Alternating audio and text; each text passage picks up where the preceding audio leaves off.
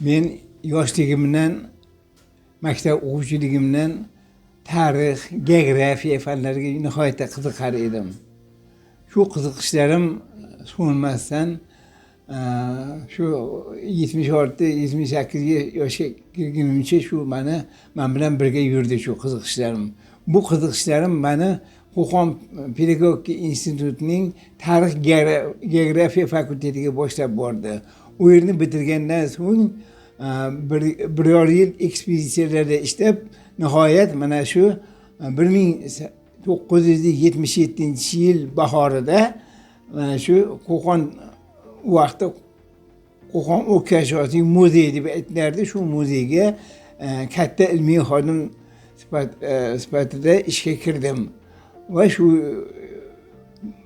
lavozimda uzoq yillar ishladim. Mana bu meni qiziqishlarimga nihoyatda muzeyning faoliyati nihoyatda mos keldi. Bu yerda O'rkashoslik muzeyida ishlagan odam ensiklopedist olim bo'lishi kerak ekan. Ya'ni o'rka bilan bog'liq hamma soha va fanlarni yaxshi o'rganish kerak ekan.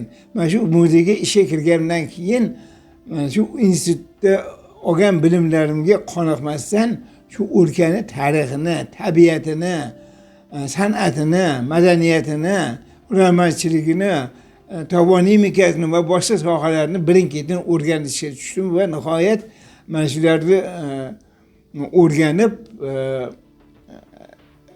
shu o'rka haqidagi bilimlarga ega bo'ldim va bu bilimlarimni mana shu muzeyga sarfladim. Ya'ni ekspozitsiya planlarini tuzdim, ekskursiya matnlarini tuzdim va kerakli boshqa ishlar bilan shug'ullandim. Shahar uchun ish qildim. Toponimika fani bo'yicha mutaxassis sifatida shahar toponimika komissiyasining a'zosi bo'lib, shahardagi 200 dan ortiq ko'cha va mahallaning tarixiy nomlarini tiklashga muvaffaq bo'ldim. Endi bevosita muzeyni o'zida holatga kelsak, muzeyni o'zida mana shu nafaqat ilmiy ish bilan, balki ustozlik bilan ham shug'ullanishga to'g'ri keldi. Ko'plab shogirdlar chiqarishga to'g'ri keldi. Yangi kelgan yosh ilmiy xodimlarni o'rkashoslik sohasi bilan, muzeyshunoslik sohasi bilan tanishtirib, ularga shu sohalarni yaxshilab o'rgatishga harakat qildik va o'zimiz ham tobora o'zimizni bilimlarimizni boyitishga harakat qildik va nihoyat shu bilimlarimizni, yiqqan bilimlarimizni xalqqa qay tariqa tarqatishga harakat qildik va mana shu muzeyda ekspozitsiyalar, ekskursiyalar orqali tarqatish bilan kifoyalanib qolmasdan xalq uchun bir qancha kitoblar yozdim. Bizda kitob yozishda ikki xili bor. Biri nihoyatda sof ilmiy kitob, biri ilmiy ommabop kitob, biri badiiy kitob. Men shularni o'rtasini tanladim. Ya'ni sof ilmiy kitobni juda oz odam o'qiydi. Faqat olimlar o'qiydi. Dissertatsiya yoqlaydigan odamlar o'qiydi. Ilmiy ommabop kitobni esa ko'pchilik o'qiydi. Shuning uchun hammaga tushunarli bo'lishi uchun ilmiy ommabop kitoblarni yozishga kirishdim va bir qancha kitoblarni yozishga muvaffaq bo'ldim. Masalan, ularda mana birinchi chiqargan kitobim Qo'qonda latif mahallalari va ko'chalari tarixini nomlanishi tarixidan. Bu Qo'qonda o'sha vaqtda bo'lgan 65 ta mahallani va 535 ta ko'chani nomlarini tarixi. Mana bu o'zim ishlab turgan joy, ya'ni muzey joylashgan bino Xudoyorxon o'rdasini batafsil o'rganishga to'g'ri keldi.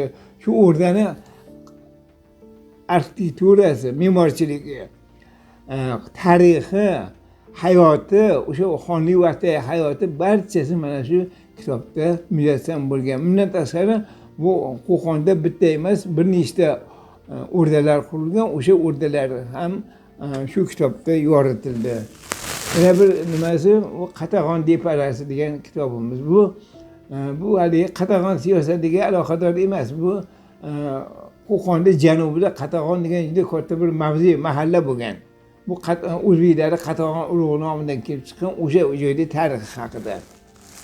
Nihoyat mana bu Qo'qonda Latif degan manoqibi degan kitob bu monografiya desa arziydi. Bu yerda Qo'qonning ma'naviy tarixi aks etgan. Qo'qon shahri tashkil topgandan beri to hozirgacha o'tgan ma'naviy tarixi, ya'ni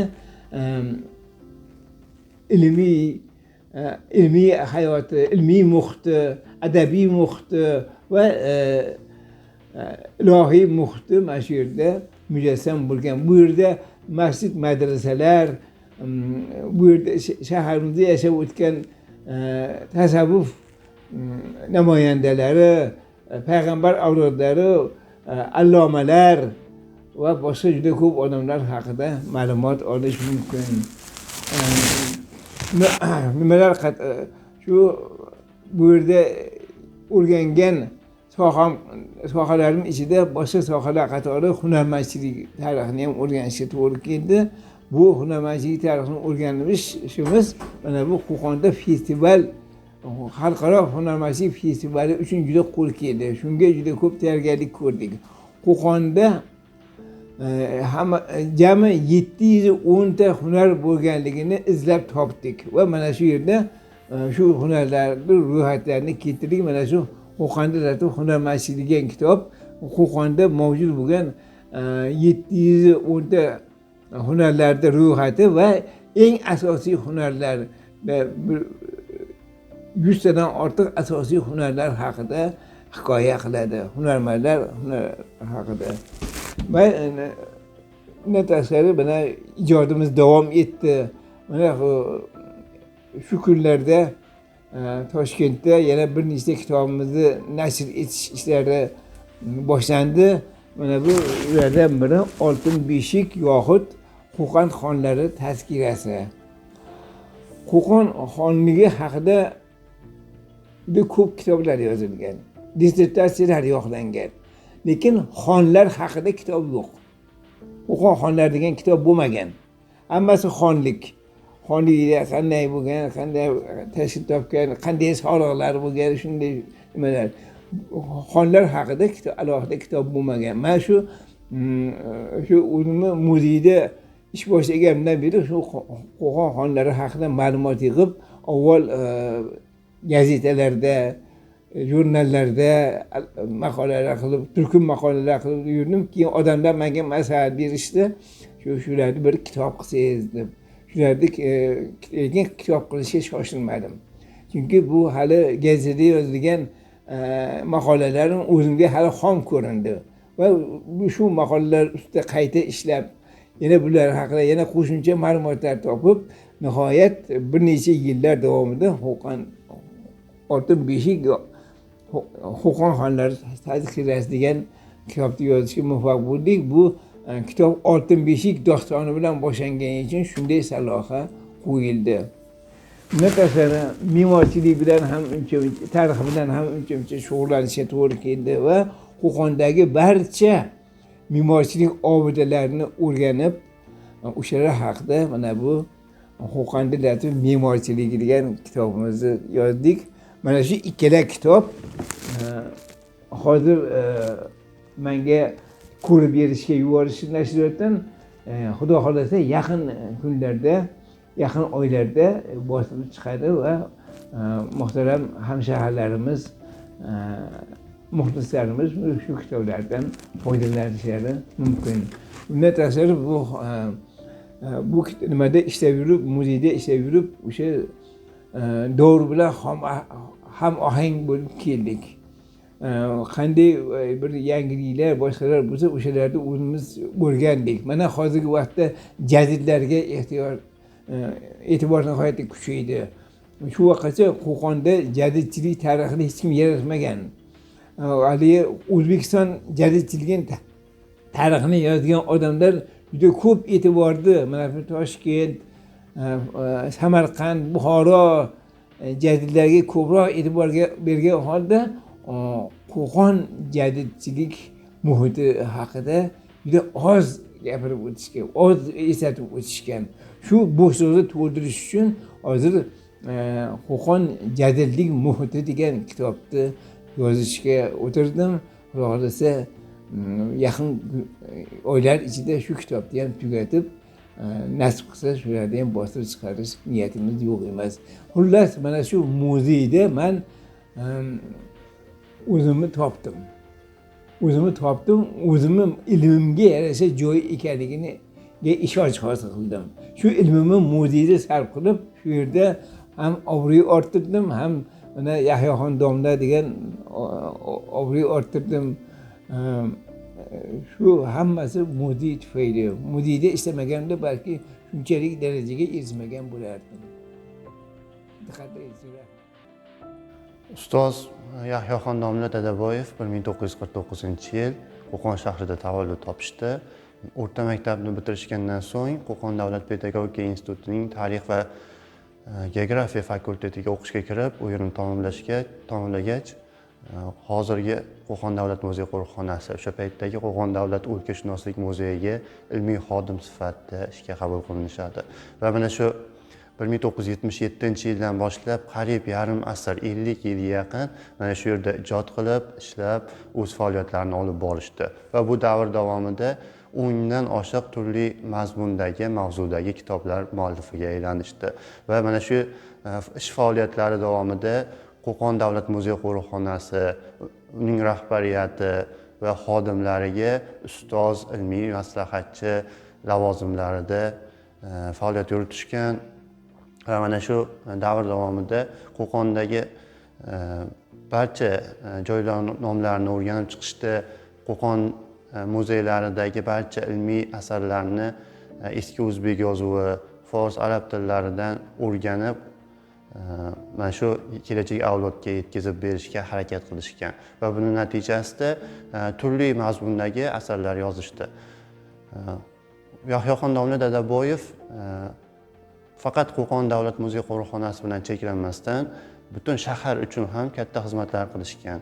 Shahardagi hokimdan tortib oddiy xizmatchi, oddiy xodimgacha turli maslahatlar, norasmiy maslahatchi, ilmiy maslahatchi vazifasini bajarib kelishgan.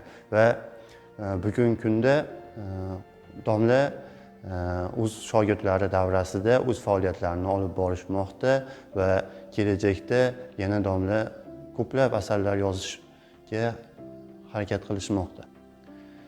2016-yili Toshkent davlat sharqshunoslik institutini bitirib kelganimdan so'ng domla o'zlariga shogird sifatida qabul qilishdi va mana shu 8-9 yil davomida domla bilan birgalikda qo'lyozmalar va toshbosma asarlarni o'rganishda qizg'in faoliyat olib bordik.